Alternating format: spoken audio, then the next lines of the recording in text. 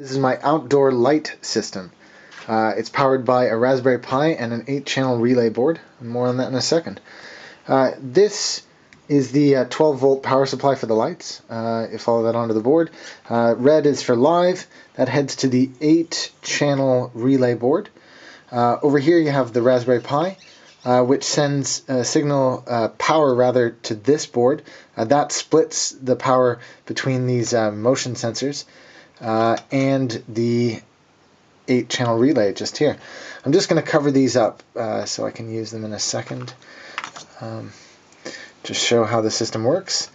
So once we come back to the 8-channel relay, the red is for live, so that'll send the power down through these and across the 8 different sections. There's a light there ready to test. So what I'm going to do is head over to the computer and get this demo ready to run. So I just initiate the system and it says ready. Going back over to the board here, what I'm going to do is pull off one of these pieces of cloth, which sets off the relay.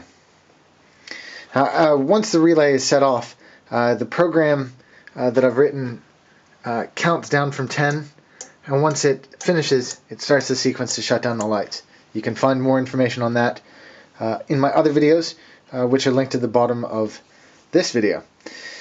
If you watch here, I'm going to do it again. Just pull that, and that light just came on. If we wait about 10 seconds, the shutdown sequence will begin, and we should see the whole thing shut down.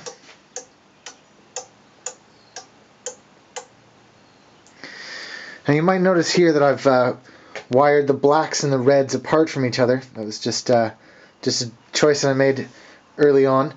But each of these systems can drive 3 different lights, and so the plan is to have one for the pathway, one for the area, and one for a highlight, say a tree or part of the house.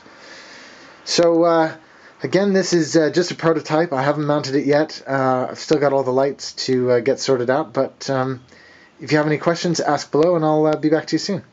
Thanks.